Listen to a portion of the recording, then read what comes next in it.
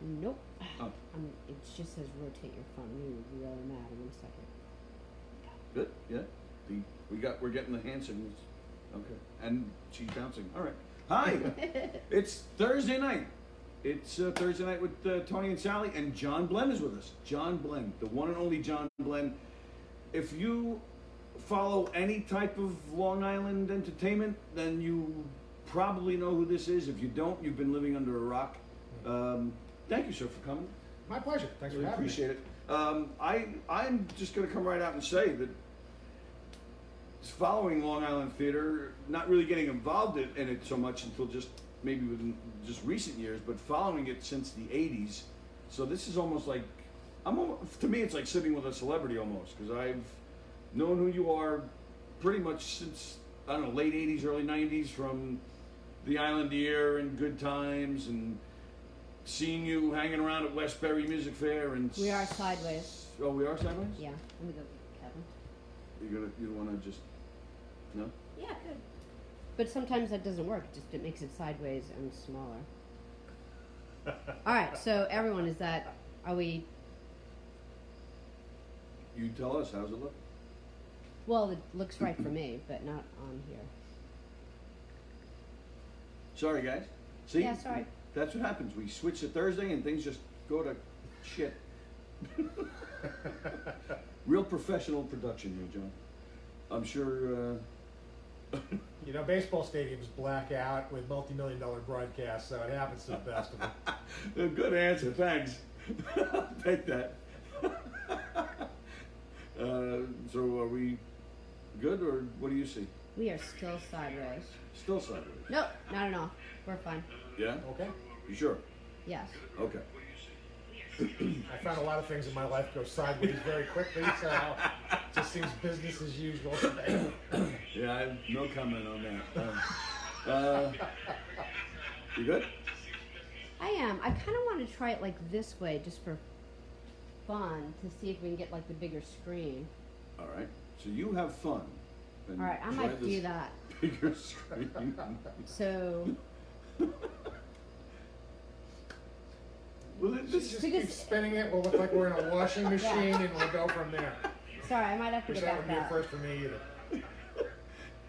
either. I think actually this is part of what works with our show a little bit, because we're always having issues like this, and We're just gonna have to go this way from now we're on. just saying that's fine. Sorry. Fine. We're good. Okay. All right. Sorry, everyone. All right.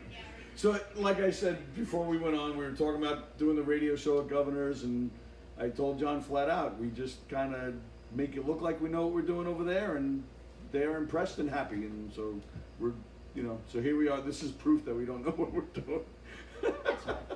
All right, but thanks, guys, for tuning in. Thank you for, hopefully everybody followed us to our new night here. It is now Thursday night with Tony. Doesn't sound as good as Tuesday, but I had to do it. If Thank you. This top-notch, work that's going on here, we wouldn't have that. You if wouldn't have we that. stuck with You'd Tuesdays. miss it. Yeah. I think we should call it Tuesday night with Tony on Thursdays. On Thursdays.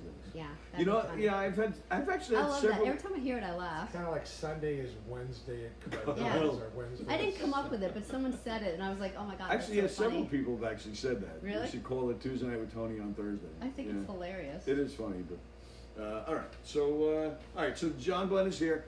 It's funny trying to do my research here to talk to John and ask questions and do my thing here. I have all sorts of questions.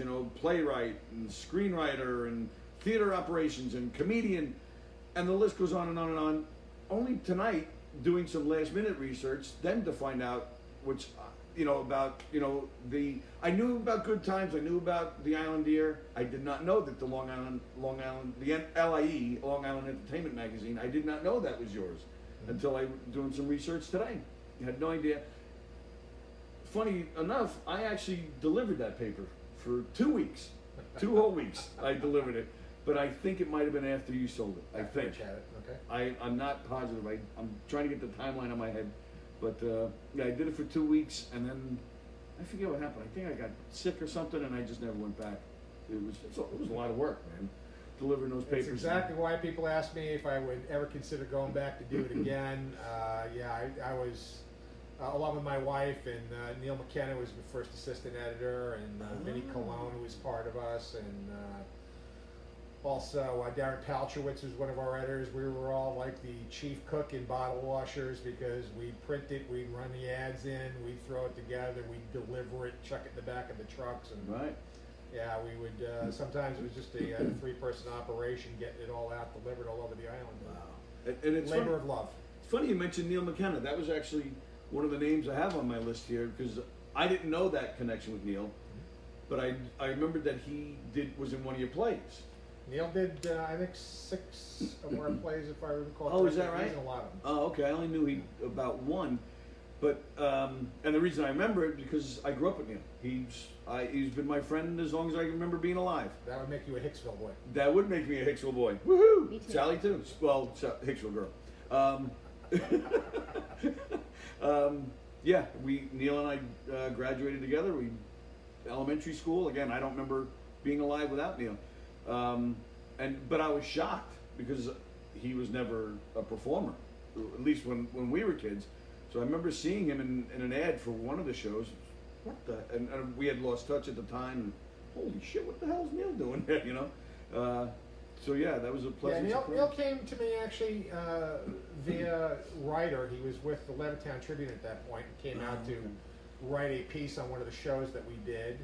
And we struck up a friendship, talked a bit, and I said, you know, if you ever get the desire to take a shot at this, we let everybody get started here in some way, shape, or form. He said, I might take you up on it. And then he did, and it turned out he was a tremendous natural. Really? The first play that he ever did with us was a play called Popularity Contest, which was about the radio business. And he played this off-color Irish militant DJ named Derek Bluestein, who was like the hit performer of this Midwestern radio station. And he absolutely stole it with the deadpan delivery and delivering the lines with the Irish brogue, and he just knocked it out of the park, tore the place up when he did it. That's great. And subsequently did a few more with us after that. But he also became the first features editor of Long Island Entertainment when I started it. I said to him, well, you know, if you want to kind of get out of doing the community newspaper stuff and do a different type of thing, come over. So he was the guy, along with my wife Joni and myself, launched that paper. Wow, I had So, no idea. I had a Neil. lot of history with Neil and have all the respect in the world for him. Neil- great guy, great talent. Absolutely great guy, super guy. So all right, so we're going to be all over the place because I have so many different connections and things with you that I wanted to cover. All right, so you talk about Neil kind of getting into the plays with, I don't think any experience, if I'm not mistaken. I don't think any acting experience. And like you said, you would bring in all sorts of different people into your shows. Now, that's one of the things I always felt was interesting about your plays because you did bring in a lot of people with little or no experience, and which I thought, marketing wise, is a great idea because those people with little experience, all their family and friends are going to come to see their person up there for the first time, as opposed to someone who's been doing theater for years and years, and mom and dad can only come so many times, or the wife can come only so many, or you can only ask your cousins to come so many times because they're spending money to come in and see it. Absolutely. So this I thought was a great idea. So was this part of your plan, or did just like with Neil, it just kind of fell that way? Without a doubt, I knew going into doing the first play that I did, which was a piece called X's and O's in 1995, that there was strength in numbers. And obviously we had 14 people in our original cast. Sometimes we've had as many as like 39, 40 actors in a piece. Wow. Because when we've had that many, we do a thing every year, and we have one coming up this fall called American Dating Catastrophes. Yes. This is going to be the 16th year that we've done it. But I don't believe in using like the same exact actors in like 7 or 8 pieces when you do that. We usually break them into, we'll do 8 or 9 original pieces in that are all shorts. I want each one of those pieces to have their own reality. I want each one of those new writers, because it's a new writers series, to feel like they're getting complete focus on their particular piece. Okay. I know in the past when I've seen a lot of other people do festivals out here with multiple pieces, like, Oh, well, that was the doctor in the first one, and the priest in the fifth one, and the Romeo in the eighth one. And it kind of disrupts that reality from piece to piece to piece when you're rotating those actors. Totally I agree. can certainly understand on a dollars and cents end why you got to do it. But I always went from the perspective of let's get different people for every one of these pieces, so we expanded up to that type of size. But you know yourself being out in Long Island Theater here, it's a fickle animal. And what Yes. I learned pretty quickly when I started doing it is that people want to buy the known. And if they're going to take a chance on the unknown, you better throw good music at them or you better make them laugh. Yep. Because Long Island is not interested in world premiere dramas. Yeah. They got taxes that are too high, too many other problems, too many classic plays being done well by established groups that they're going to go see a known drama. They're not going to take a chance on an unknown drama, but the very nature of comedy is laughing at the unknown. So Yeah, and it's interesting because we were talking before we went on. We were talking about the current music scene on Long Island. You know, where it's all where the big thing currently is tribute acts. We've talked about it on this show several times. On our radio show, we've had Mike Del Giudice and other tribute bands where we, David Clark. When we talk about the whole tribute scene, but it's the exact same thing in the theater world, and it's actually been that way, which I'm sure you know. The theater world on Long Island has been that way for forever, at least as long as I can remember. Every single theater throws in the Neil Simons and the musicals to bring those people in. yeah. Occasionally, just sneaking in maybe an original or just something you never heard of. Because it's true. You don't. The original plays it just doesn't bring them in. Well, what impresses me about you also is not only do you bring in the new plays, but you also bring in the new actors. Like you take risks on big roles with new actors, and that's a pretty I've cool had thing. tremendous success with a lot of totally unknown actors. I'll throw a name out there that everybody in the music community knows. A guy by the name of Pat Montefusco, and Pat is in a band called the Doobie Others tribute band right now. He's in another party band called X Session. Does write some original material, but I used to see Pat when he was a postman back in the day around his musical career. Now he's full-time music. He's retired from the post office. Nice. But he said, I have a couple of friends who are actors. Can I send them at you? And then after seeing him a couple of times, because our P.O. box was in that library, I said, I'd like to maybe try it sometime. Do you ever just have open auditions for somebody with no experience? Pat would come in, take a script, and come back 3 rehearsals later with it memorized. Nice. Sometimes he'd come in the second time, he's like, well, it was a slow week at the post office. I was on the desk, so I got it already after one time. But Pat was a natural. He was really funny, really good at doing it. And you strike gold with that a lot because there's absolutely a correlation. If you're on stage and comfortable in front of an audience as a musician, odds are you're going to be comfortable in front of them as an actor as well. Right. Some people are just incredibly natural actors, have unbelievable timing. And you get that sense that, hey, they're not that good. How bad can you screw up? Was that the doorbell? I'll go get it. Or, madam, your caller is outside, and you're in, you're out. You give somebody that thrill of being on the stage for a couple of lines, and that's what they're capable of. Yeah, but it they means a get to lot. share that experience too, and you got to take chances on the unknown. If you didn't take chances on the unknown, nobody would ever come to see my first play in the first place.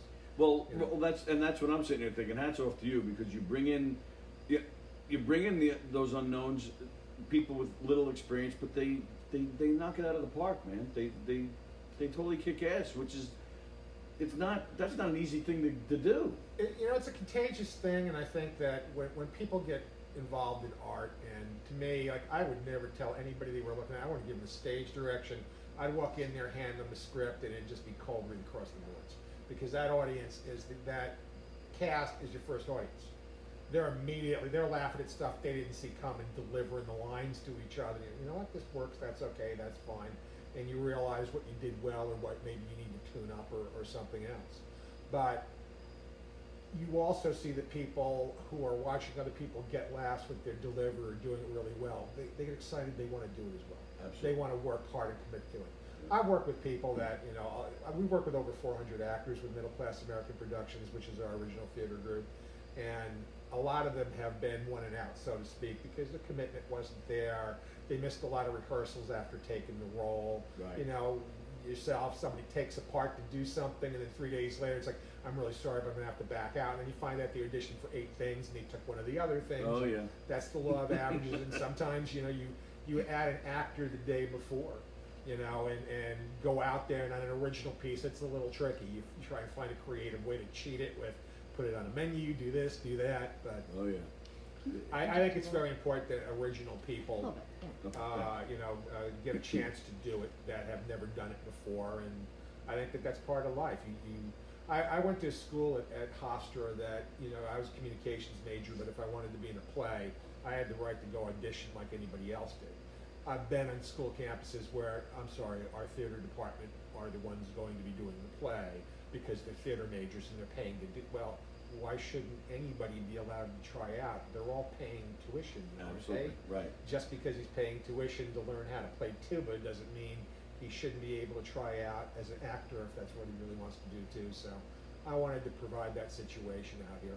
And like anything else, you have clicks anywhere you go. Certain theater companies, they have their go-to guys that they're going to use all the time, and so do we. But the nice thing about having bigger cast where you could rotate 8, 9, 10 different people in and out of a piece from Right. play to play and give everybody a chance.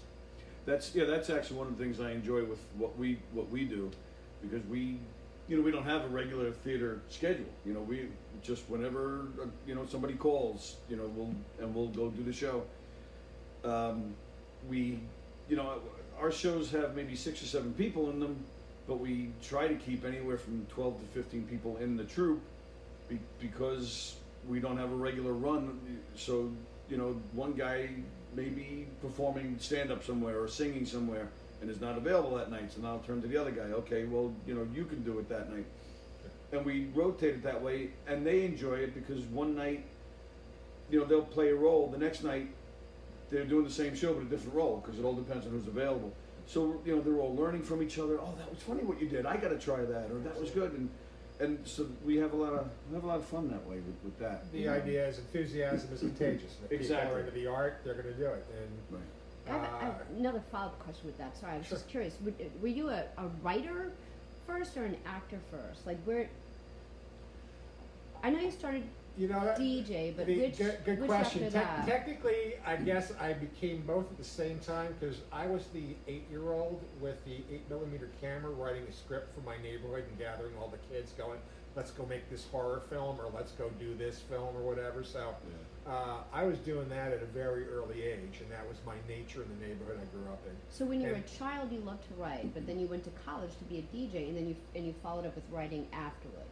Yeah, I went to Yeah. Nassau Community College and then on to Hofstra, and my designs were to be a communications major, which I was, and a radio DJ. But it turned out that and I minored in history, but it turned out that between the two schools, I had a double minor because I had a minor in journalism too. And I was involved with the school papers at both places. I was involved with the radio stations at both places.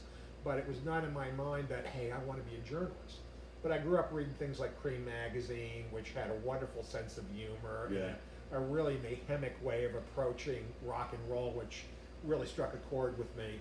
So I think it was always kind of in the back of my head. And it's interesting because I do have a cousin who was a journalist with the daily newspaper up in Syracuse, but I really wasn't from an arts family at all. But late in life, I found out that my mom, who'd spent her entire life being a housewife and raising my brother and I, worked for Doubleday publishers before I was born, Oh, wow. before my brother was born, and was very interested in literature, read, like ironically my wife does, like a fiend. My mom and my wife both go through 3, 4, 5 books a week. Wow. They just Wow, are that's a lot. voracious readers. My mom was, my wife is. But in her 70s, I asked my mom to write for me at Good Times Magazine, and she had a real skill set for it. And Oh, that's people cool. would say to me, your wife is a tremendous writer, and I'm like, that's not my wife, that's my mom reviewing that show. Oh, wow. And I realized at that point, okay, that's kind of running through my veins, and I didn't really pursue it until later on. And I look back now and realize it was just kind of the way it was meant to be. So, how did the... Hey Tony, can you just move in a little? It's Move in just some hard more? because it's like Okay, yeah, no problem. Sorry. Is that good? It's bad? Yeah, that Okay. was good. Thank you. Sorry. Where did the DJ part come in? And I ask because I'm the same way. I don't play an instrument. I don't sing. That's my brother's got all that covered. But I'm a huge lover of music. I have, I think, 6,000 or 7,000 CDs in my basement. Just a huge lover of music. I can sit there, talk music all day long. Beatles, Who, classic rock stuff, Billy Joel, of course. which I do most of the time on our shows, talking about Billy Joel. Yeah, that's great. So where did that, or do you do that too? That's one thing I don't know if you do. Oh, that's absolutely my nature. Yeah, I got tens of thousands of stuff at home. That's the nice thing about being a journalist all these years was they mailed me everything. Right. And I probably the last 10 years of being a journalist gave away 75% of the stuff I got. Because a writer would come in for me that would cover a local band on a Thursday night out in Suffolk County and take that off my back, where they weren't getting paid at all. They were just getting their byline. Right. When they'd walk into my office going, "Oh, is that the new Red Hot Chili Peppers?" I'm take it. Right. You know, one hand washes the other. You're taking care of me.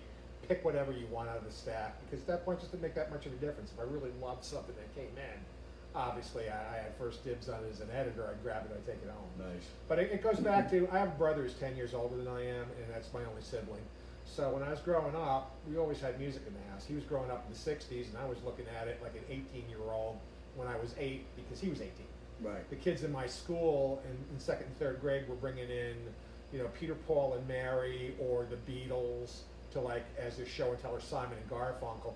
I'm coming in with Fat Mattress and Krabby Appleton, and my teachers are looking at me, where are you getting this stuff? This is Damnation of Adam Blessing. Listen to the first track on side 2. It's a cover of The Last Train to Clarksville, which the Monkees do. This is a much hipper version.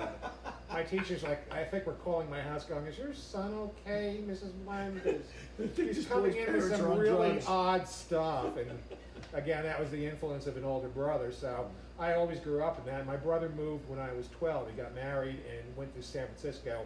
2 weeks after he got married, nobody in my family knew he was going cross country. Oh wow. But the upside is he left most of his record collection behind. Nice. So it's like, all right, Oh, nice. now we're getting down to business. Let's go. So yeah, that's always been part and parcel of it. And I got into wanting to be a DJ because I wanted to turn people on to new stuff. I wanted to say, hey, check this out, listen to this music. Yeah. And little did I really know when I started the journey after I graduated, there's this horrifying thing in the real commercial world called the program director, who says, and here's your playlist for today. Right. And if you're lucky, it's like, note that between 4 and 4:05, you can play an original choice of your own from this row of records here. When you're in college, your program director's like, just make sure you stay on these shelves, okay? And they don't tell you got to play Right. this or play that. Right. It's not commercial. There's nothing at stake. So I quickly found out after I became a journalist, well, I can go turn people on to stuff I really like by writing about it and communicating that way, and get a whole lot more accomplished than by trying to convince somebody to let me play stuff on a show where it's going to take me 5 or 6 years to become a program director somewhere, and probably, out in some 2-horse town in the middle of Iowa to get started. Right. So it all wound up going the way that it went, and it was supposed to go that way. Oh, good answer. Supposed to go that way. Yeah, because your path has been really, I envy it because I would think you've lived the dream, because you get to be the journalist, you get, and where you talk about your love of music, not be a journalist where you have to cover politics or any bullshit that we deal with every day. You get to cover the things that you love to cover. You get to make friends with these people that are putting out this great music. You get to do these plays over here and work with these talented people, and you write all your shows, and you get to work at these major theaters, and I mean it's amazing to me. Even in the comedy world, we haven't even talked about it yet. Sally and I currently working out of Governor's doing a radio show. You have a huge history out of that place. This man's face is everywhere. He It's directs too. I mean, he directs all of this stuff. It's Oh, well, yeah, I really said, that. yeah, So right, you're right, the saying show's it's like directed, right. everything. It's, have you always lived here, or have you lived like? Yeah, just almost my entire life here. I've Okay. lived in the Midwest, but yeah, basically here. Someone just asked a question. Sure. Gina Congemni wants to know, Coppin, if she is this the same John Blenn that served on the International Filmmaker Festival of New York jury that will choose this year's winners? Absolutely. No, Gina, no, that's not. That's John Blenheim. No, absolutely, yeah. I was asked to be a judge this year on the International Film Festival of New York over at Kaufman Studios. It was an extraordinary experience. It was really great to be part of it, and I hope to do it again next year. Absolutely. So, right, did Jack submit his film or his film idea? Was that, you guys submitted that this year? Oh, the Chris film? Yeah, The what film? the one that he did with Chris. Oh, yeah. Okay. What's it called again? I don't remember. Gina's saying KAS equals the Big House Great Studio. Does that make any sense to either one of you? KAS? KAS equals the Big House Great Studio. Kaufman Studios, maybe. That's where the screenings were this particular year, and it was neat to be there for it. Gina said no, that's not the one that Jack's submitting. Okay. So, yeah, I'm trying to think where we were. So You were talking about like where, like all the different aspects of things that he's done in his life. And Okay. All right. So yeah. So we covered that. You know, you wanted to be a DJ. You ended up writing about music. So that's how that happened. So where does the theater come in? Where does did you do actual stand up? I have done actual You did? stand-up along the trail too. Yeah, I've opened so up how did- for Chris Rush. I've opened up for Joe DeLion. I've opened up for Uncle Floyd. It's not something that I actively pursue, nor have I pursued a whole lot of acting. I've done films like 9/11 with Charlie Sheen and Whoopi Goldberg. I did several movies by Martine Guigui, which he directed that as well. Martine was a very dear friend of mine at Hofstra that I reconnected with in the late 90s, and it's been a wonderful adventure getting back in touch with him. He's also a brilliant musician. Besides being a screenwriter, director, he's really a Renaissance man that I greatly admire his accomplishments. But to get back to the overall point, journalism really led me to everything. And the way I became a playwright was I was covering the community theater out here quite a bit and reviewing the plays. And my wife said to me, you know what, I bet you could write something funnier than most of the stuff you're looking at. And I said, well, I wrote a couple things in college, but I never really pursued it. I just tried the exercise. And I was far more interested in being a screenwriter because to me, it was really limited to write for a big rectangle where you're going to execute the play, especially if you were a road team and you had to work under small spaces and you didn't get a whole lot of staging to work with. And then once I got into it a little bit, I realized, you know what, it forces you to be a better writer in terms of dialogue and storytelling, because we did stuff at Governor's without, a particularly big stage, or the brokerage where the stage was kind of small. And Sure. you learn that you could execute a play in a phone booth if you had to, as long as you have a good story to tell and an interesting character or two. I'm not big on the one-man tales. I love the teamwork concept because that's the background I come from as an athlete as a kid. And filmmaking and theater to me, I like the collaborative process. Same here, absolutely. Is to me a whole lot more fun sharing that experience than just going out and doing it by yourself. But so I wrote two plays almost simultaneously, one of which was called Clueless in Downtown North America, which I took to arena players over in Farmingdale, and a piece called X's Nose, which I took to the stage in Merrick. And Fred DeFay over at Arena Players said, I think you need to rewrite 75-80% of this play. Oh, wow. And I said, I really don't think it's that flawed. You might not like it or whatever, but I think it will fly more. And I did rewrite it a bit. The one that I took to the stage, they called me up a couple of days later and said, let's do this. And they said, let's schedule it for August. And I went, great. Wow. And then they called me back a couple of days later and they said, would you be able to direct? It would probably speed the process up. And well, I did a little directing in college in terms of little film projects. I guess I could. So they're like, well, great, if you could do that. Then they called me back a couple of days later and went, you think you'd be able to cast it yourself? So I said, well, yeah, if I have to. And so I looked up a couple of people that I knew from the circuit.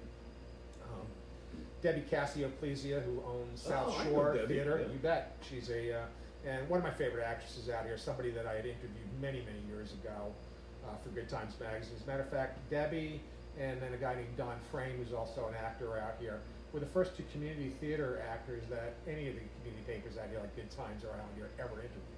I put them on the cover of our paper. I thought, you know what, these guys have done like 60, 70, 80 plays out here. They're known faces to the people who go to community theater. Absolutely. They deserve some spotlight shined on Yeah. them. Debbie wound up jumping into my play at the last minute because somebody bailed out on me 2 weeks before I opened. Figures. And Debbie, being a consummate pro and a veteran, jumped in and just smacked it out of the park. She's great. The other person that I got to anchor it was Joan St. Ange. Oh, And wow. Joan St. Ange has worked with everybody out here from Engman to Theater 3 to, I mean, you name it, Smithtown, and so on and so forth. And Joan at that time was booking comedians for Omnipop over in Hicksville, and said, well, I'm not really doing stand-up anymore, I'm not really into performing. I went, you've done improv, I know you can act, would you just do this for me? She's like, I don't know. And finally she said, okay, I'll take a look at it. She said, yeah, I'll do it. And same thing, her veteran presence and calm and just her ability to invent things off the cuff elevated that first piece. The other people that we had in it were people like Scott Interanti, who's a well-known world magician, world-class magician, who was a mentor and worked with Chris Angel, who most people didn't realize, I did, that Scott has a tremendous sense of comedy timing. He is remarkable off the cuff and in the moment creating characters. He was great. One of the other guys in the cast was a guy by the name of Mark D'Agostino, who I lost a couple of years ago to cancer, who was closer to me to my own brother the last 35 years. And he had been the engineer on my radio show in college. That's how I first met him. Oh, wow. Okay. And they always referred to him as my hands, and they always referred to me as, you know, his thought process, because I'd write conceptual stuff. I wrote term papers for him in college. He cut tape on my final technical projects, you know, and the professor knew we were up to it and just smiled going, well, you both suddenly came up with skills I didn't know either one of you had. And just kind of winked at us. And his name was Jeff Krause over at Hofstra. He's the general manager at the radio station. Another guy who was a huge influence. But everybody's like, well, Mark's so quiet and he's so serious. He did stuff where we did scripted stuff for our radio show, gags, etc. He can act, he's funny, watch. He took a little part because he was a little afraid of it, and he knocked this little cameo out as a hitman that, you know, elevated it as well. Couple of singers, couple of musicians out here, and the next thing you know, boom, it all came together and it worked out really well. Wow. And the postscript to it is Tony Georgian, who owned the stage along with Joe Morrow, who still does. Tony since passed. Just a few years ago, right? Tony walked up to me on the last night of the show and went, this was really funny. And I go, well, didn't you think the script was funny? And then all of a sudden it was like a light bulb going off. If I direct it and I cast it and nobody likes it, they can completely step away from it and go, we had nothing to do with it. Right. They just rented space. Right. And he looked at me and he said, I can't believe you almost sold out 181 seats 4 times. I didn't. I knew between being the first time on something, friends would come out and support it, friends would come out and support the cast, but more importantly, people who didn't like my act would come out hoping to see me fall on my face. So you put all that stuff together, you're going to have a crowd the first time you do something, and it worked out really well. And the funny thing is that I wound up doing Clueless in downtown North America in a theater called Authors Playhouse in Bayshore, like 4 years later, and I rewrote it a few times. It's the only play I've ever rewritten, and it's the only one that's never felt quite right to me. Really? Every other play I've ever done was as I wrote it on contact, unedited. Wow. And my feelings on it are simply this, that if you're gonna write comedy theater, it's gotta be spontaneous if they laugh at it, and I think that it should be as spontaneous as you told the story in the first place. And if it bombed in rehearsal, then I would have said, you know what, nobody's laughing at this at all, I'm just gonna pull this back and not do it, but Yeah, I've been there. I've been Yeah, lucky you enough get the to say, same feeling. Like sometimes we'll do like a new script in rehearsal, and you know people really like it, but you'll be like, no. And it's not like you'll throw it away. You'll kind of tinker with it for another year or so. Plenty away. I've thrown plenty yeah, away. I think that, you know, it also, I know a lot of people like to rewrite, like something comes to them at the last second. I had a writing teacher many years ago in college say to me, if something comes in at the 12th bell, it's a great idea, it probably belongs in your next story. Oh, okay. So file it, like write it down and use it as part of the next thing you're planning on writing.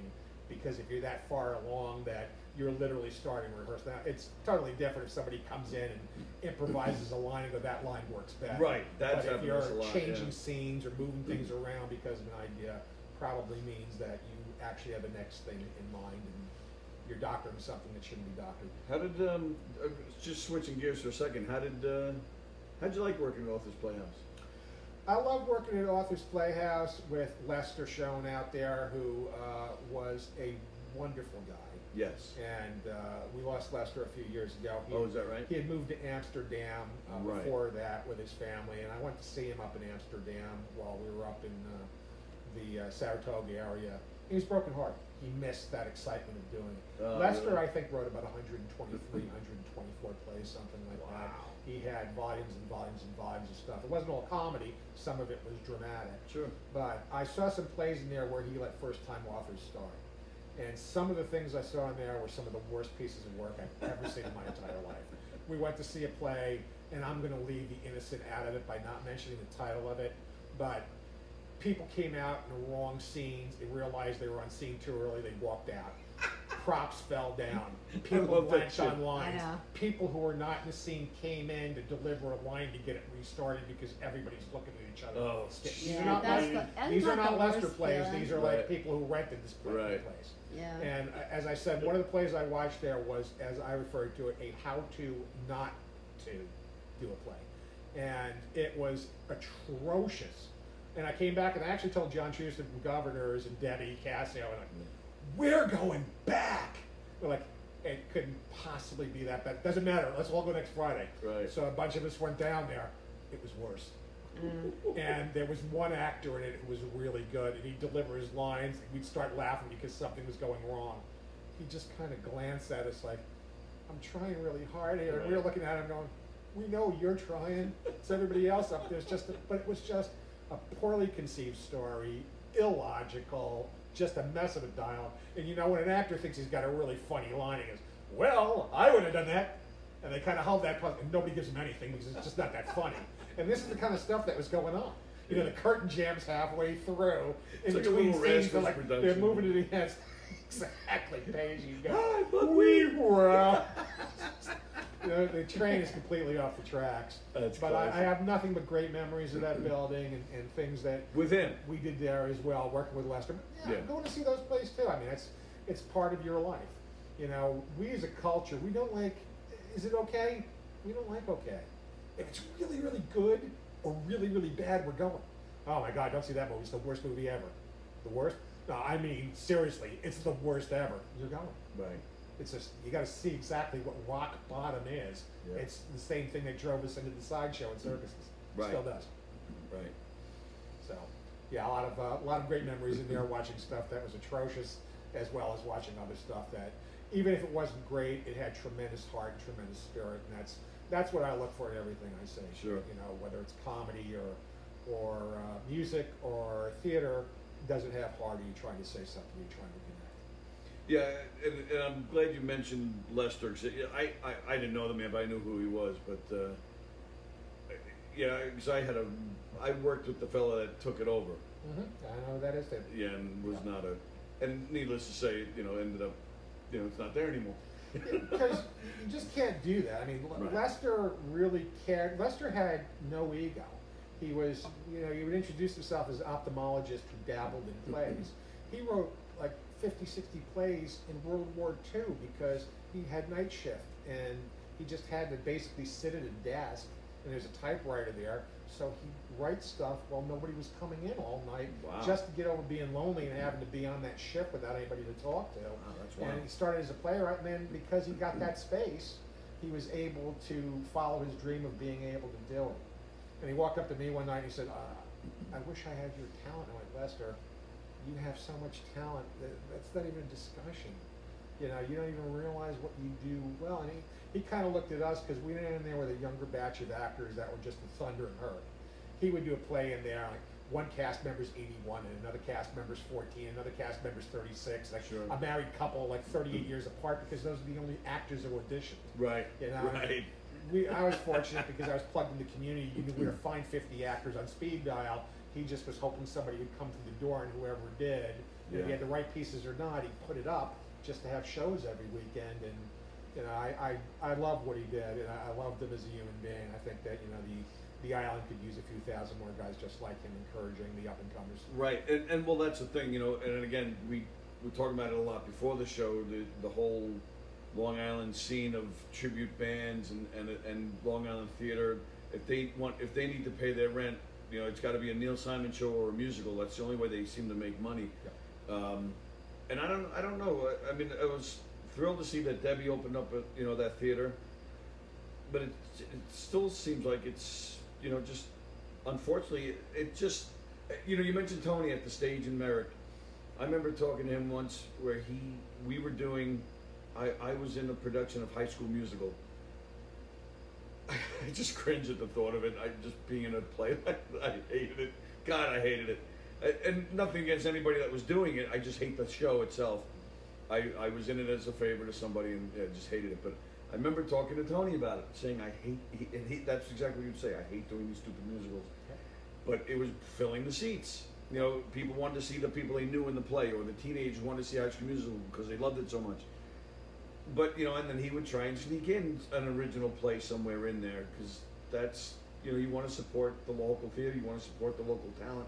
Tony was a real man of theater, and I mean, he devoted his life to it. And he said the same exact things to me. What you got to do to pay the rent is not what your heart yearns to do artistically.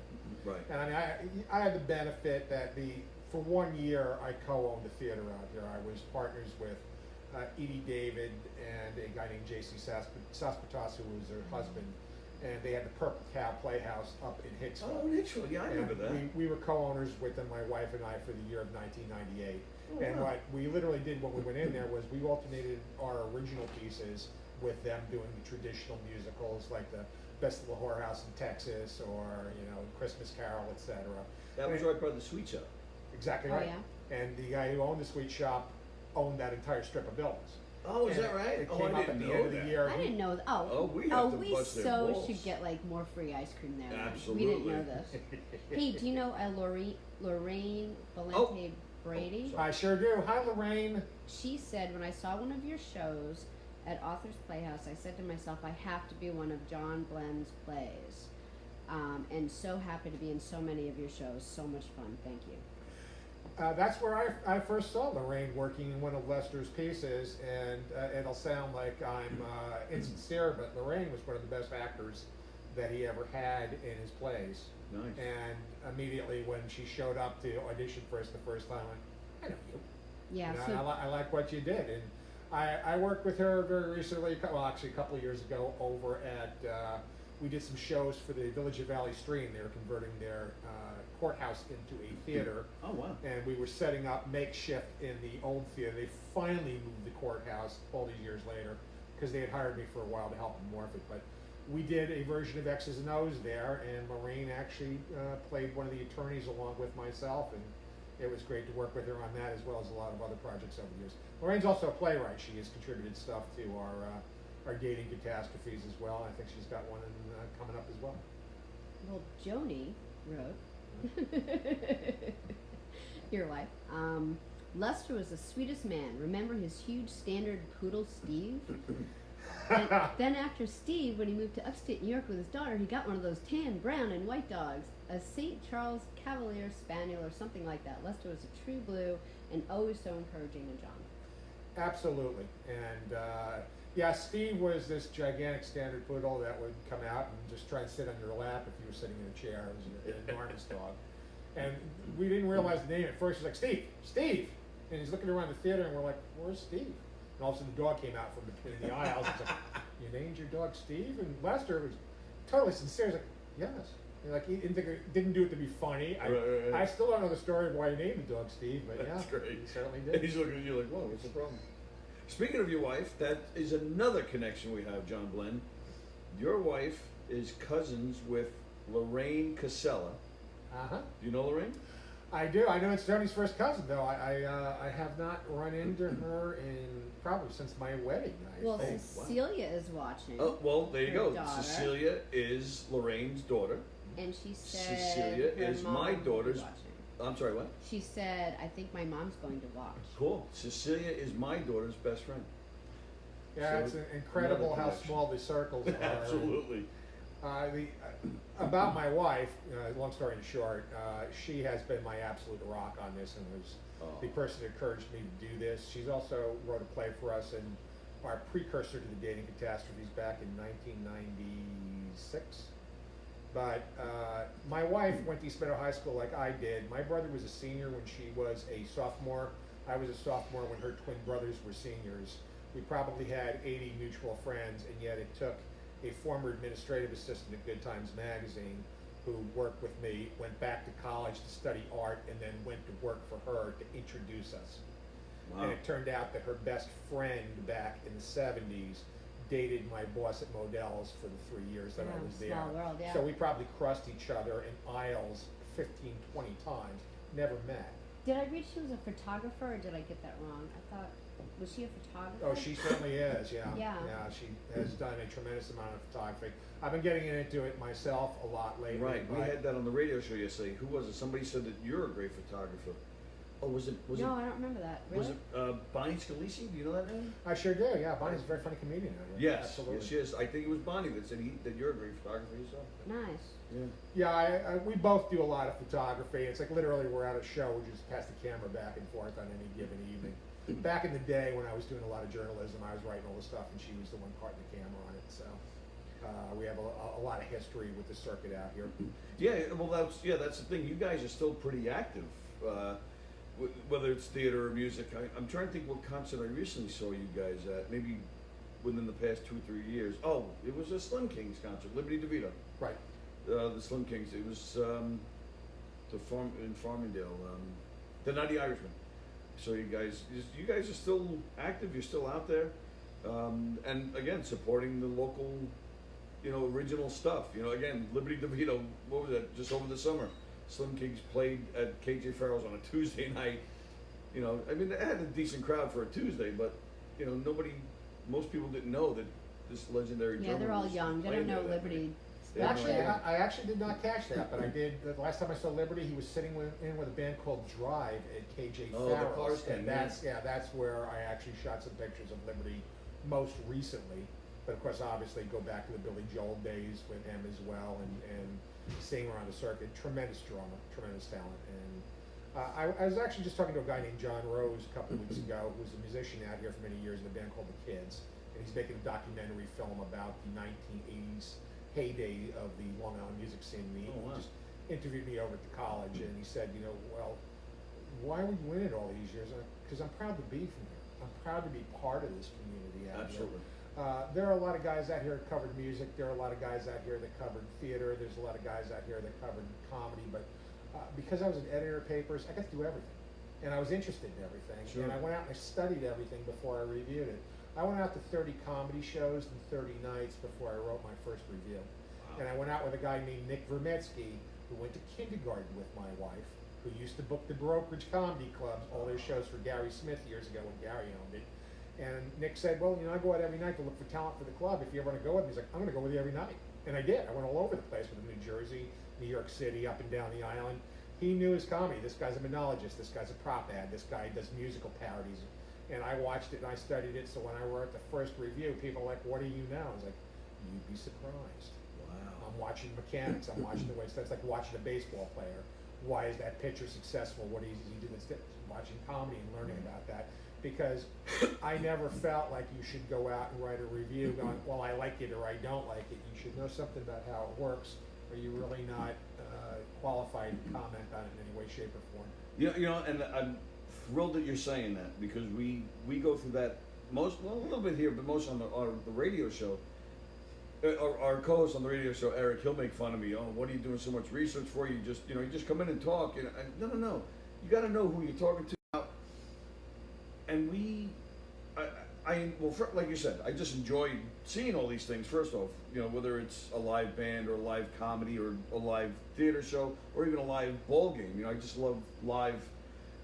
But from doing that through the years, like I said, I've known who you are through the years, so I know exactly what to talk about. I know what names to drop, what places to talk about.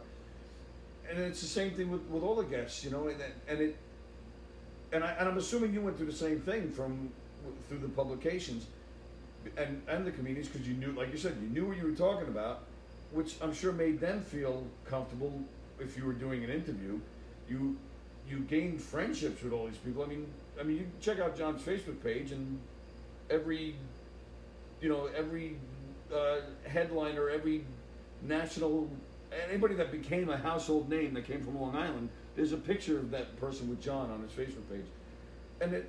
But I think that's why, like I'm gonna pat us on the back here because our radio show, Joey Cola, has never done a podcast before in his life. He said it was listening to our show, hanging out with us on our show occasionally, that he's decided to start one this coming January. But I think that's why. But he came in first. Like he was like, "Oh, sure, I'll come in." And well, that's what I'm saying. He came on several times, hung out with us. He calls in. Yeah. That guy? Oh, he's the best, man. He's really the best. And so I think that comes through in the work that you do, and that's why you get successful at it. And that's why you're successful in all these different realms. Because that was actually one thing that I wondered about once you agreed to come on. Again, knowing who you are, knowing that you were involved in several things, but not knowing the full scope until I started doing the research and started to think, well, how do you survive in a world like that? Financially, really is what I was thinking. Then once I saw all the different things you were doing, then I was like, oh, okay. So he was fine doing all these because he was you had a hat in so many different things, but I think that's why, because you enjoy it, because you did the research, because you were in the world. Like you said, you weren't just somebody writing, I never saw him before, he was funny, or this wasn't funny. Like, you might see somebody one night, think they suck, but before you write the review, you might see them another night where you knew that was just a bad night. You know what I mean? Like, am I making any sense? Yeah, but for me, like sorry, go ahead. Sure. No, I was just gonna say, like for me, like if you're gonna spend like an hour with someone, like you don't want to get to the end of the hour and say, oh, you know what, I really like them. You want to like know so much about them so that you could like really be a part of the hour and have great follow-up questions. Because while you're learning about them, like I'm thinking to myself, I've got 10 questions right now that I want to know. You don't want to wait at the end. And you just feel it so much more, and it's your hour. Like it's the person you're interviewing's hour, but it's your hour too, and you want to spend the hour like cherishing the hour because you know stuff about them. Sure. I mean, I've done acting in film. I've done acting on stage. I've run venues. I've done a lot of different things. Every one of those things came from being a journalist. Every one of those opportunities came from being in the field of a writer that led you someplace. And I mean, I've interviewed people like Christopher Guest and Eugene Levy from the Spinal Tap shows. Right. Wonderful interviews, guys I really admired a great deal. One guy that's really moved me a lot the last couple of years, I became closer friends with, is Steve Lukather from Toto. Oh, wow. And I went up to see Toto last summer, and I tore my quad a couple of years ago. I've had 2 surgeries on it. I'm still trying to get healthy. But I reached out to Steve, and we were friends on Facebook, and we had some history with me and working with him at Westbury Music Fair and a little bit of journalistic stuff, but we weren't really that close. I reached out to him. I said, I'm going to be up in Connecticut. I'm wondering if maybe I could, just take a couple of pictures and you could leave me a pass. And he said, I'll leave you a couple of tickets. I go, I already bought tickets. He goes, doesn't matter. Maybe I'll get you better tickets. I don't know. See if they're better. Take mine if they work better. Otherwise, whatever you want to do. Right. And when I got there, he left backstage passes for me, and I went back to talk to him afterwards. I said, you don't really know me. You really went above and beyond. Right. And from talking to him for a couple minutes backstage, he had lost, and I mean, he's lost a lot of people, as have I, but he lost Miguel Ferrer, the actor, who was on. He's a great actor. He's a great actor. Love him. Yeah. Terrific. He's been one of Steve's closest friends since childhood. Oh, I didn't know that. He is like Mark D'Agostino was to me, my close friend. It was Miguel in his case. He lost Miguel to cancer. I lost Mark to cancer. And he said, you're a really good guy, man. It was easy enough to do that. I said, but you didn't have to go that far. Well, we're going to be pals forever. And we just had one of those moments where we hugged each other. It's like, we've traveled that same exact road, except we're on opposite coasts. I'm a journalist, mostly by trade. You're this brilliant musician by trade, but to listen to his lyrics and know how plugged in and sensitive he is to the world around him, the kind of guy that he is. He's got a wonderful sense of humor. Yeah. But you have those moments in this business when you run into those people. And I've run into jerks, and I've had to interview people. We used to draw straws, and the guy with the short straw had to talk to Yngwie Malmsteen because nobody wanted to. Because he was such a complete egomaniac, so difficult. Yngwie Malmsteen is a guitar player. Tremendous speed guitar player. He's a wonderful guitar player still. He's not as popular as he was, but he was difficult to talk to because he was always angry. He's like, Emerson, Lake and Palmer, old men, give me tiny stage. I quit. I don't play with them. They stink now. And it's like, I don't want to talk to this guy. It's like we couldn't not interview him because he was hot. And I kept drawing the short story every year going, all right, let's go try this again. And you know, we wouldn't fight or argue, but he was a tough sit. Other people, you couldn't wait until you went to interview them or talk to them because they were very open, they were very warm, they were very down to earth. Right. They were fun or whatever else. But to me, that was always the moment above and beyond. Forget the music. Who are you as a person, as a human being? Because we all share those experiences. What is your loss? What have you endured? What's walking a mile in your shoes like? Let's share that and find this common ground. So those people moving. Eddie Money has become like a brother to me over the years. I love Eddie. Tremendous human being, kind, great. He will never not stop for a photo with a fan or sign an autograph or whatever else. Eddie is one of the great people persons in this country. And I mean, you meet people like that, you get to work with them. That's what makes it worthwhile. I'll just sum up everything as you said about earning a living. I didn't get rich doing this, and you know, I left a lot of money on the table. I probably, in most years, got 3 times the gratis than I did on salary. You know, it's like I wouldn't have to buy a meal because people liked me and they fed me. I didn't have to buy a ticket to the show because I was going to cover it. So you got to think, what would you have spent in your life? All right, you didn't get it in the first place, but you didn't have to spend it to be there either, and that was the nice part about it. So I chose the adventure. My brother became vice president of a shoe company before he was 30, a major corporation. He's been with several major corporations.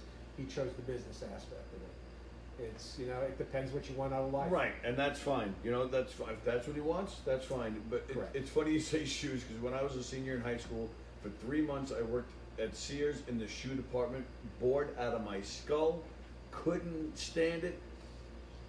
This close to getting fired because I did practically nothing except bother the pretty girls that worked in the shoe department. It was chopped off his own legs, so we only had to wear one. That's right. It was endless. Well, no, this anger about it. No, I still have to wear both. Oh, right. Okay, never mind. I take it back. But see, and I'm same way. You choose the journey because the gratis. I don't. You can't put a price tag on that stuff if you ask me. And even the moments like that with Lukather, it's, you know, there's that little part of you that's like a little kid that thinks, wow, that was Steve Lukather I had that moment with. But at the same time, you appreciate the guy. You know, the guy, he becomes your close friend. He's got a great book out. They just released, by the way. Yeah, I saw that. It really is a fun and heartfelt thing as well. The original guitarist lead guitarist from Steely Dan, Denny Diaz. Thank you. Yep. His wife. Well, he's a Hicksville guy, and his wife Barbara's from Hicksville. She has some great stories from when Toto did the Porcaro, Jeff Porcaro, the drummer. Right. They had that big tribute concert for him years ago. She has great stories about that I can tell you off camera another time. Yeah, she has great stories from that show. But it's funny. I don't know if you follow what's going on, say, in Europe or anything, or if you ever travel over there. But we have a friend in England, Elio Pace is his name. His claim to fame, he was almost like a Paul Schaefer was to Letterman. Right. He was kind of like that on a show there. He was already a musician doing his thing, but that kind of raised his level a little bit. And he's doing currently. He's touring all over England, selling out theaters, doing a Billy Joel show. He thinks, and it's not a tribute act. He just thinks Billy Joel is one of possibly the greatest songwriter of all time. And he talks about it. He explains, listen to this, and you'll hear this, and listen for this, and this is why. And he'll play bits and pieces, or he'll just play a part of a song. And with a band behind him. Oh yeah, full band, yeah. And it's just, and then maybe like the last half of the show, it becomes like a real just fun concert. But tremendous. But it's the same thing. Saw him on Facebook through a friend, thought it was fantastic. Reached out to him on Facebook. Hi, my name's Tony. Don't know you for a hole in the wall, but I enjoy your music. And I ended up hearing some of his originals as well. Same thing. Now the guy's like a brother to me. He's been here a few times. We've gone to see him. Yeah, we went to England to see him, and we're leaving in the airport, and I'm like standing there with these 2 Italian men, because he lives in England, but he's from his parents are from Italy. They're like holding each other, crying. Like it's like and it's just so nice. And sometimes you just meet someone who you just look in their heart, and you're like, I get you.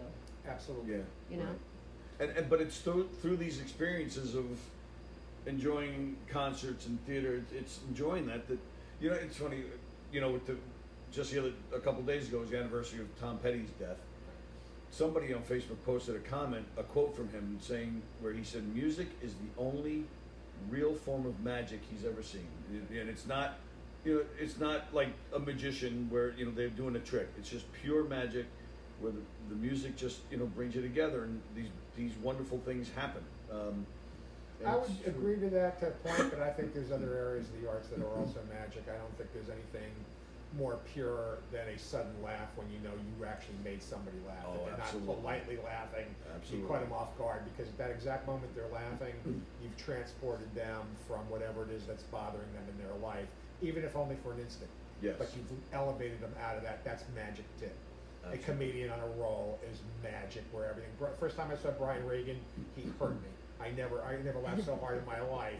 Everything clean, rolling for 45 minutes. Saw him at the brokerage when he was just becoming a headliner, and went, this guy's going to get, and he certainly did get there and establish himself as one of the greats, and that's magic. You know, it's just magic comes in a lot of different forms. Right. But You're I agree. absolutely right. You're When absolutely music hits just the right way, the lyrics are right, the song is right. That's a magic unto itself. And I think, and whether it's music or a play, it's the people that are putting it out there too. The experience that they all have together. But you know, it's funny. That's why I'm going to sound a little egotistical, but that's sometimes I get recognized by somebody, and of course there's you know, you enjoy getting, you know, the ego getting fed a little bit, but that's really why that's what I like about getting recognized, because then it tells me, all right, well, I definitely made an impact. I made that person laugh. Absolutely. They freaking remembered me. You know, we were in the city back in May, and Yeah, you know, tell somebody that story. I recognized- love that story. we were amazed. I photobombed. There was this. We were going to the Iridium, and right next door is a Stardust Diner, and all of a sudden there's this big group of kids, but you know, high school. I don't know if they were a drama club, some kind of club. They're on a school trip. About 30 of them, and they all gather around. Somebody's going to take a group shot. So of course I work my way in. So they take a bunch of pictures And then do your face that you do when you photobomb. with the eyes. Yeah, no, like you're like that Oh, one thing. oh, yeah, that thing. Yeah, that she'll do that, and then So these group of girls, I finally get nailed. I'm standing there taking several pictures. I get nailed. The guy he wasn't using a phone. He was using a camera, and he puts the camera down. And he goes, "Come over here." And I'm thinking, all right, he's gonna bust my chops. And I got nailed. He'll take his real photos, no problem. I go walking over. He goes, "I've seen your shows twice." He goes, "You guys are fantastic." I said, "Holy shit, we're in the city." yeah. 5 minutes later, we're still outside Oh, the right, Iridium, right, yeah. and a guy comes over to me and he says, "Mr. Walker," and so immediately I'm thinking, "Mr. Walker, I'm about to get beat up or shot or given a subpoena," you know. So I kind of look Yeah, at the I guy. get subpoena too. Yeah, my Mr. last name. Walker. I was like, "Yeah." Puts his hand out. He goes, "I love your radio show." Holy crap! Thanks so much. You were off talking to somebody. You came over. Yeah. Immediately the guy goes, "Sally, I love your show too." And then he says, "All right, how about a picture?" I'm like, "Okay." So Sally and I get next to each other. He's taking the picture. I said, "Wait a minute, you're supposed to be in the picture." No, I just want to get a picture of you two. Like, holy crap! I'm like, I just wanted to picture him because he was the only fan I ever had. But that's what I mean, though. It The wasn't. only one you readily know of. Well, That doesn't right. mean it's the only one by any That's stretch right. of the imagination. Plenty of the guys, they remember you on that show. Thanks a lot. But that's what I mean.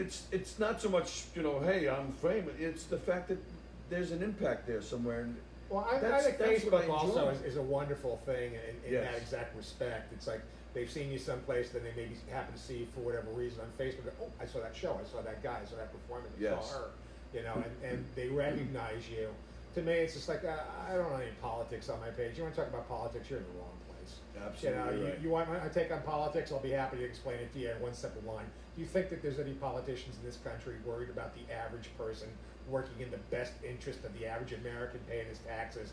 I don't know where you come from, but I'd really like to know who that is. Doesn't matter as what far the as party who you is. think the bigger jerk is, Right. I'll agree they're all jerks, and let's move on at this particular point in time. It's not a subject I care to waste any time with, because I don't think any effective change is coming anywhere in the near future. So Right. let's get back to being nice to each other, communicating, and trying to make the world a little bit better.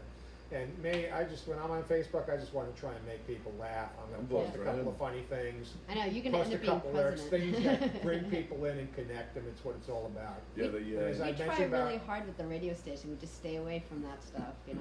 yeah. Absolutely.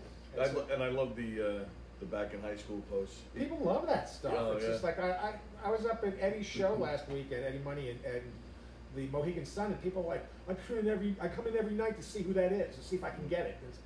People are looking. It's the simplest thing in the world, but Right. people just want to take a look at it. John posts, he'll take a yearbook photo from somebody famous and just post it. And you have to guess who it is. Yeah, that's Speaking great. of which, did I get Dickie Betts right? Was that like a week ago you posted a photo of I somebody? haven't posted Dickie Betts. All right, so I was wrong. No, he's All not right. a guy I got a shot. Not everybody's available. You gotta- There was a photo you There was posted a- about a week ago. A lot of people said, You know that the one that everybody thought was Clinton was my dad. Actually, my father. wow. And it's just like I was on the road, and it's like I don't have a photo. All I got is my dad in high school. I'll throw this out just for the heck of it. And it was unbelievable how many people thought it was Clinton. A lot of people Yeah, a did lot of think- people did. And I did see it a little bit, but it wasn't Oh, I enough did for too. me. But I that's, never saw it before, but when I started looking, I go, I see why they're saying that. all right, well, I get it. that's where I said Dickie Betts. If you look at Dickie Betts, then I'm telling you, oh man. So I couldn't have been more off with that. All right. All right. So yeah, we're going a little over an hour. You're good? I'm good. Okay, cool. Because we normally end our shows with trivia, random trivia questions, which we're going to get to. But there was also something else I put together for John, because like I said, John knows everybody. And I was looking on Facebook, and I saw we have several mutual friends. And if you're like me, which I'm assuming you are, because you're who you are, there's probably some people you've accepted as a friend, but probably don't know exactly who they are. Without a doubt. So I'm going to rattle off a couple names. I'm just going to see you say anything you want about them. Okay. Don't know them, great guy, douchebag, whatever you want to say, and we'll just we'll go. We'll see how. All right. So Neil McKenna's already taken care of. Lorraine Casella's already there. Oh, she said she's watching. She's really enjoying this interview. Oh, cool. Thanks. All right. So the first name I'll go with then is Vinny DeAngelis. Vinny DeAngelis and I held up a 7-Eleven in Kentucky in 1986. That's a great answer, because if you know Vinny, that you might not be surprised. I love him. Vinny's awesome. I mean, I think I know the answer to that though, but I'm assuming it's from Westbury Music Fair. Probably. Oh, okay, all right. Or good times. That's where most people come from, though. These days, I get a lot of people friending me too, because I shot photos of band they go to see, or shot friends of theirs, Sure. and they'll reach out and go, gee, I want to see what else they have. Maybe they'll take me on as a friend. So Right. unless it's the girl from Slovakia that has no mutual friends, and Right. there's one single shot of her standing out in the middle of an open field, I'm going to be a little bit wary of that request. Yeah. But most people, if I have open space, I will take them. I do the same thing, especially I see who the mutual friends are, or if I see they're from Hicksville, I'm like, all right, yeah, sure. Yeah. All right, so Will Sharon. Will Sharon. I think he beat me in intramural bowling in 1979. These are great answers. I think he was one at that time. I- You had the bunny bumpers up, and he just killed it. Right. All right, this So one. put the baby bumpers up for me. I still roll gutter balls. Bowling is not my sport. All right, this one I know you'll know, and I'm very interested in hearing what you have to say about this man, Paul Carrick. Paul Carrick. Paul Carrick is one of my favorite vocalists in the entire universe. Mine too, man. And he was at Westbury Music Fair with Ringo Starr's show one year when I was the general manager there.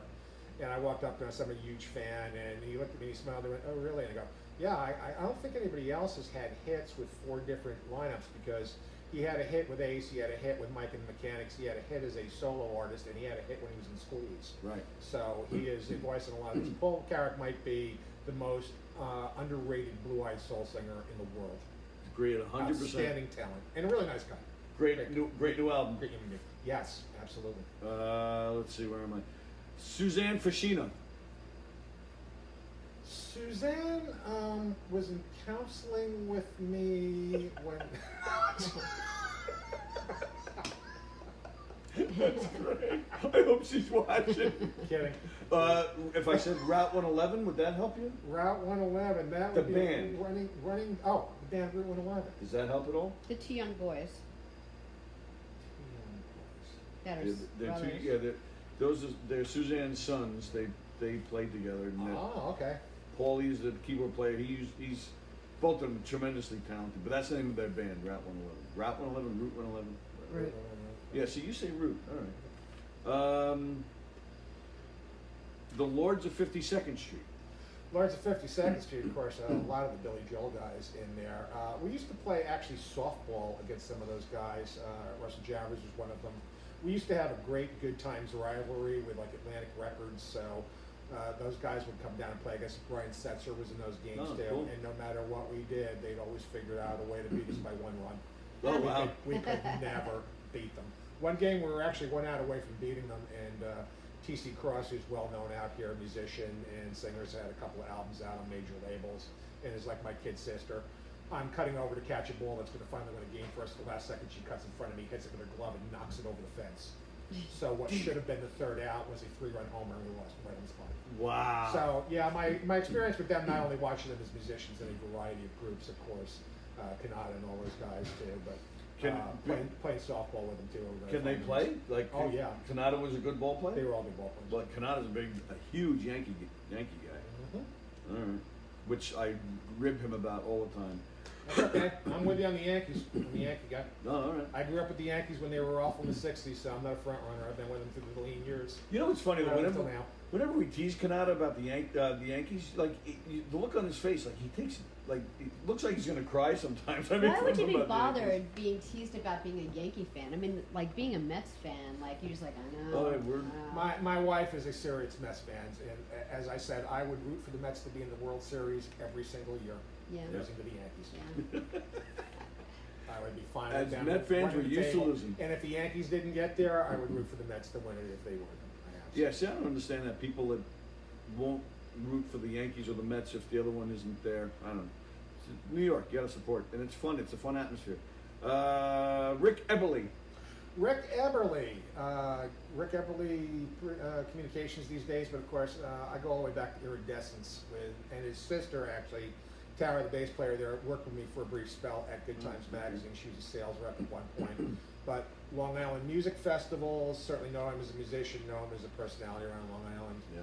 You know, I go, I can't really know that guy almost 30 years, can I? But then I'll see the gray hair and my beard going, yeah, that's possible.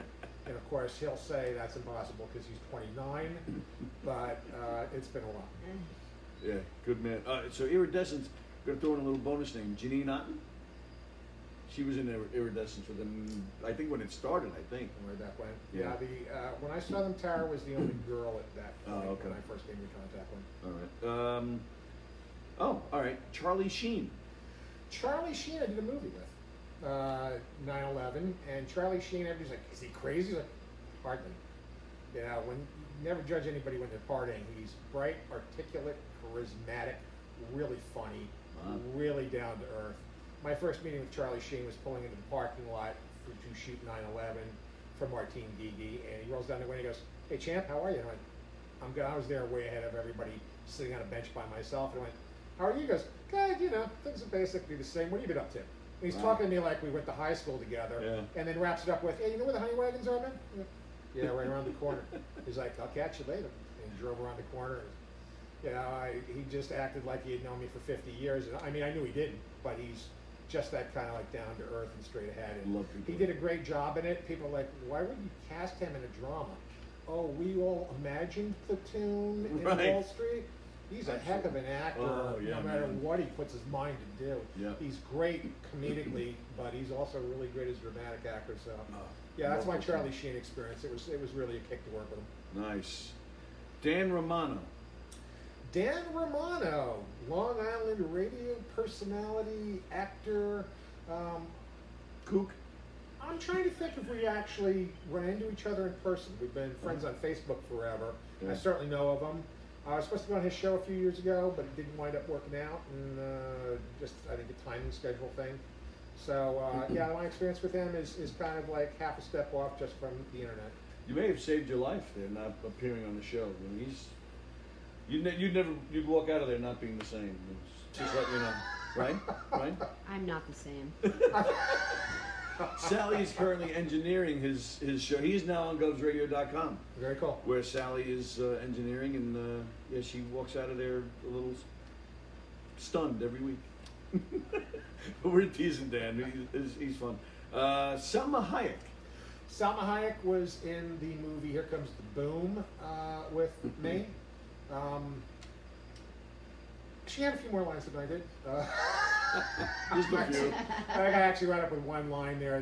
One of them hit the floor, the cutting room floor. The other one went. But now you want to know something? She's every bit as beautiful in person as she appears to be on film, and she is absolutely a very sweet and kind soul. I talked to her for maybe a minute or two, but long enough that my buddy Jim Myers, a stand-up comedian, actor, has worked with Kevin a lot. Said, "Let me get a photo of you there," and she was just like, "Sure." And she just smiled and was just as nice about taking the picture. So I like the picture a lot, though, because a lot of people I know go, "I hate you. I can't tell you how much I hate you. I will hate you forever, John." Yeah, I can understand and I say that your hatred of me standing with Selma Hayek keeps me going on my toughest days, and I appreciate that. Now that movie, is that the one where Kevin James makes fun of the beard? Yes, exactly. I love that. When I got hired to do the job, they said, I sent it into the casting directly, went, "Do not cut your beard, don't touch it, let it get as out of hand as you can get it, and then come in and shoot it." It was an incredible experience. I've known Kevin forever. He was at my wedding years ago. Oh, okay. Kevin is incredibly loyal, incredibly kind, and I'm very proud to be in that movie. I'll be called prejudiced, and the numbers will not bear it out on box office, but I think that is by far and away the best piece of work he ever did. I think it's the best story they ever told.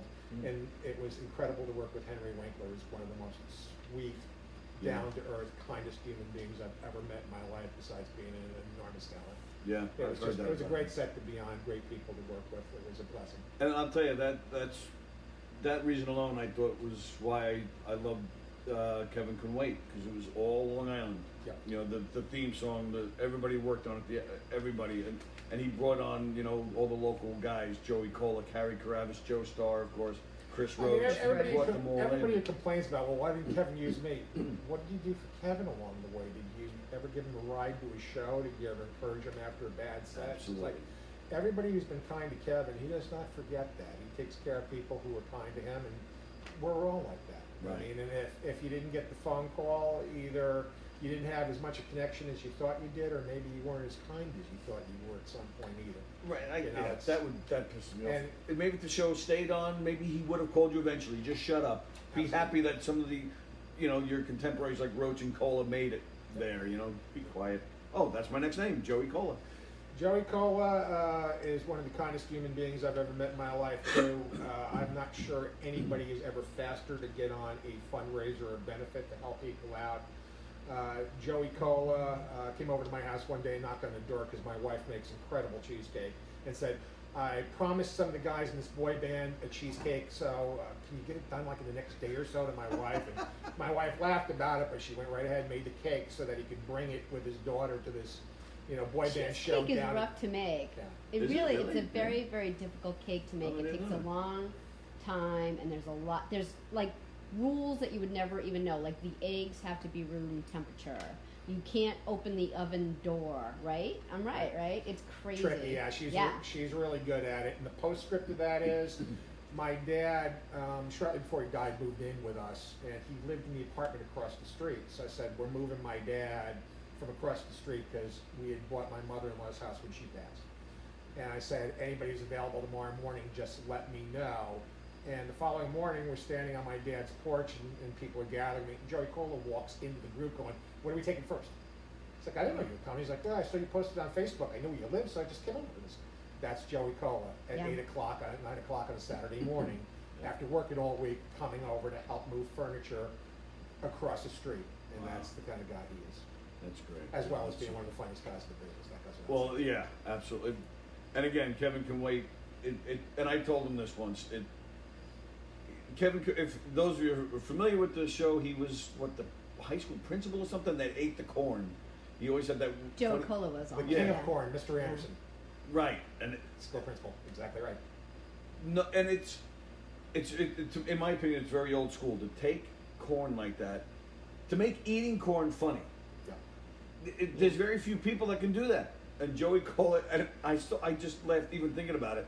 The way he just sat there, you know, the Without cheeks saying anything. not saying anything, just chewing on corn, hysterical, and that's a skill and a gift, and yeah, it's amazing. So, all right, my last name, and I don't know if you even want to talk about it, but you guys recently had the memorial for Chris Rush.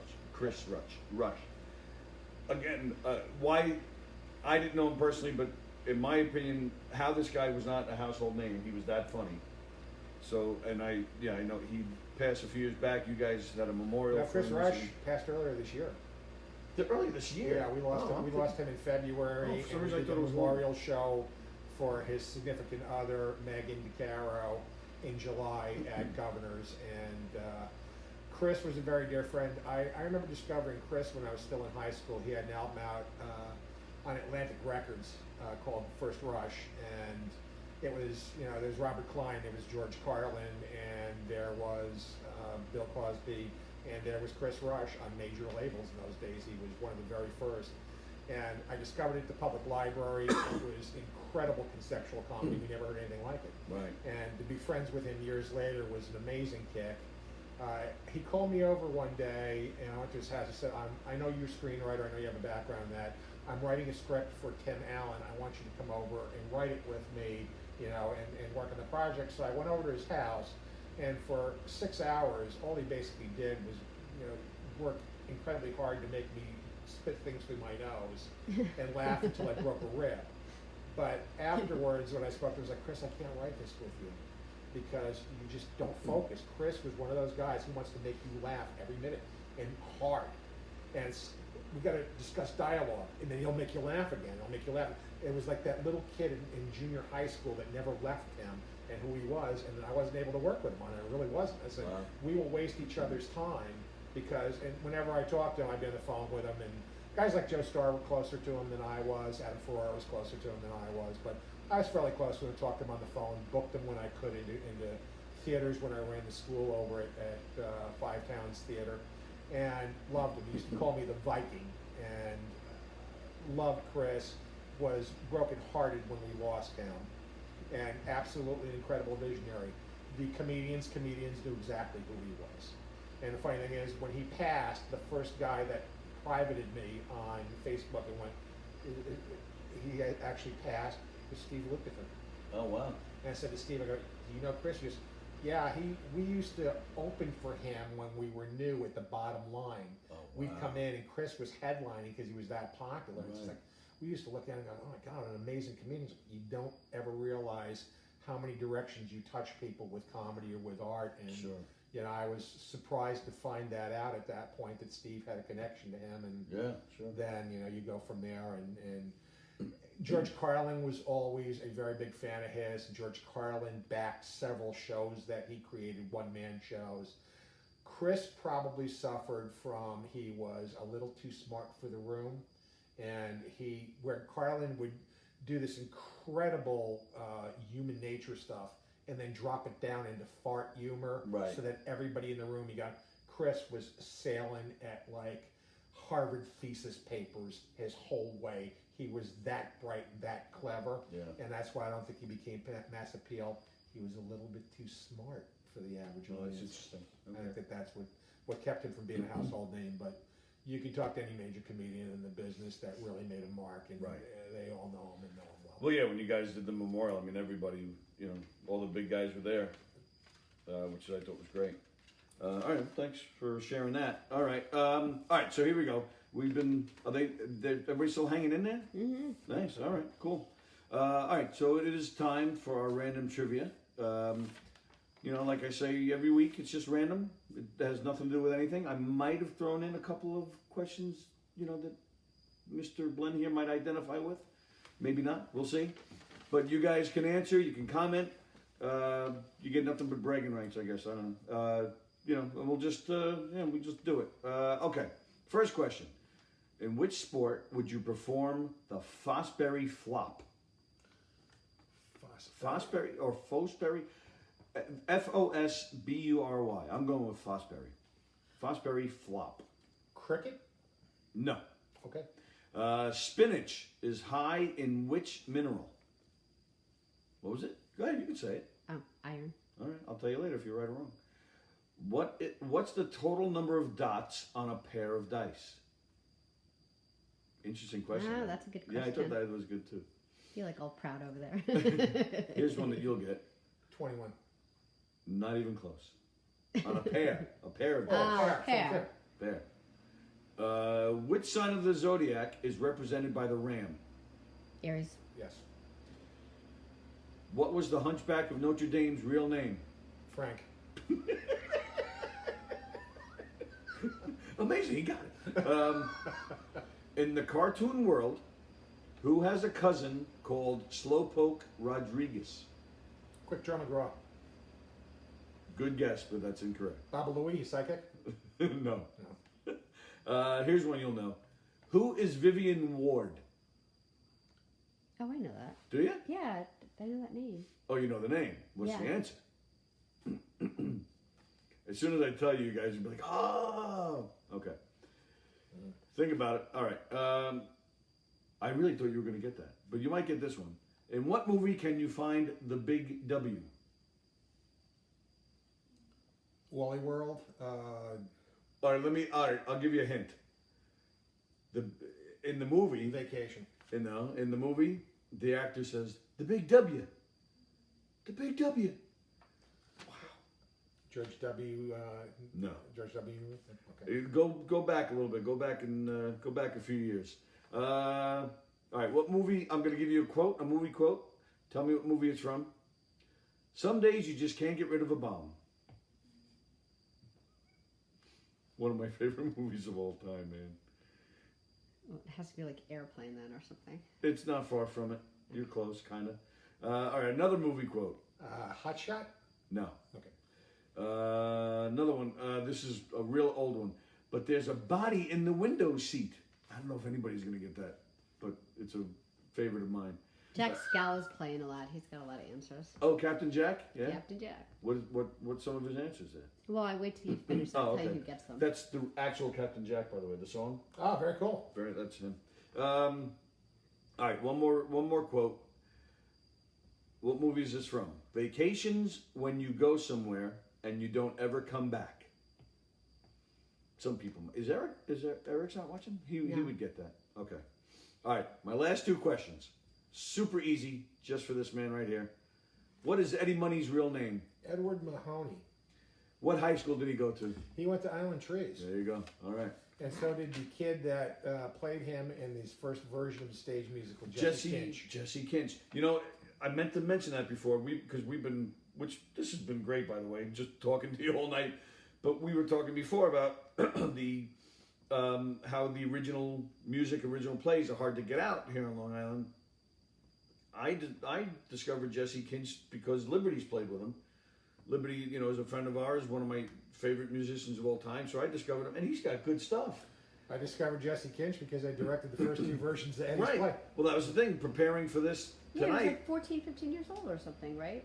He's 14 at the time, yeah. Right, and I look at I see a clip of you doing an interview to promote the show, and there he is. I'm like, son of a bitch. Yeah. But the poor kid, his original music is fantastic, but nobody knows who this kid is. He won one of those kills me. competitive music shows like The Voice. I'm Oh, trying did to he? think of what it was called on ABC, and the host of it was Josh Groban.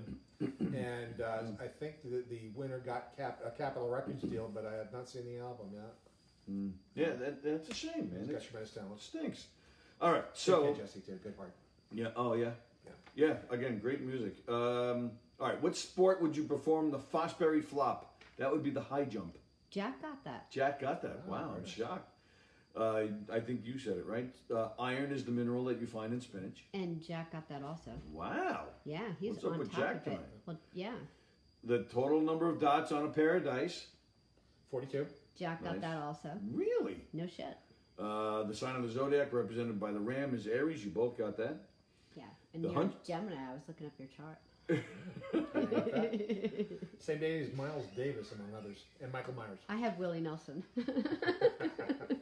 Do I really have to tell you who I got? Yeah, well, you yeah, know, right? I know. Guess who mine is? It's really sad. Saddam Hussein. Well, there you go. I don't know if I would be drawing a line straight there. There might be somebody else on that day. Well, that's the thing. I don't know. I've never heard any other, known person that, I mean, there must be, but I don't know. The Hunchback's name, Quasimodo. Right. The cartoon world who had a cousin named Slowpoke Rodriguez, Speedy Gonzalez. Jack got that also. Really? Yeah, isn't this crazy? Jack. Did you guys figure out who Vivian Ward is? No. Who? Say it. I know it. The character Julia Roberts played in Pretty Woman. Ah. You know, I should know. That's my Yes. wife's favorite movie. I Oh, should really? have Yeah. definitely Oh nailed boy, that one. you're in trouble. Yeah, I am. Well, I was in trouble. The Big W. Jonathan Winters in It's a Mad World. So Jack got that, and Gina Kanjemi got that. I figured some people would get that. All right, movie quotes. Some days you just can't get rid of a bomb. That's the Batman movie with the TV cast. Ah. When he's running all around the pier. Adam West, yeah. Sure. The nuns are there and the little kids, he just can't get rid of this bomb. That movie is so freaking funny, man. I love that movie. But there's a body in the window seat. That's from Arsenic and Old Lace. Did anybody get that? I don't even know that movie. Yeah. Yeah, that would have been one I would have known. Nope. It's just, yeah, again, one of my favorites, so I picked it. All right. This next one, vacations when you go somewhere and you don't ever come back. Anybody get that? Nope. That's from Forrest Gump. When Ah, Sally Field's trying to alright. explain to Forrest where Daddy is. My problem with Forrest Gump is that I think one of the greatest pictures of all time lost the Best Picture award of that year, and that was Shawshank Redemption. I think the Forrest Gump is an amazing technical achievement. I think Shawshank Redemption is one of the greatest scripts ever written, and I think that should have been the movie. But hey, that's me. No, I give you that, but I don't know. Forrest Gump it made you laugh, it made you cry. The computer graphics, I mean, it had everything. Tom Hanks, you can't go wrong with Tom Hanks. That's true. And then the last two you got Eddie Money. His real name is Edward Joseph Mahoney. He went to Allen Trees High School. And yeah, you had the fortune of directing his 2 Tickets to Paradise. You were the original, right? Yeah, first 2 times we did it. He did a 3rd time in Rochester last year, but I was involved with it at that point. Okay. Is it still out there somewhere or no? I think he'll want to do it again, but at the moment he's concentrating on his TV show on Access. He has a reality show, Oh, that's right. I forgot and about he's that. still touring like a demon and working constantly week in and week out. So I think it'll come back again. Okay. He definitely wants to see it through. Very nice. John Blenn. Thank you, buddy. Thank you, Tony. That was very Thank you nice. so It was a much lot of for fun. And my apologies, we didn't even talk about Five Towns, but if you can find him at Five Towns, where he's a teacher there and great school. My son's digging it, and I've always heard great things about it. Steve Bridie, another Hicksville guy that I've known my whole life, who's another fantastic guy. That's all I have to say about that. We'll see you next week, next Thursday. We thank you guys again for joining us on Thursday night. This is our permanent spot for a while. We'll see how it works out. Thanks so much. I'll announce the guest in a few days. Thanks, guys. See ya. Good night.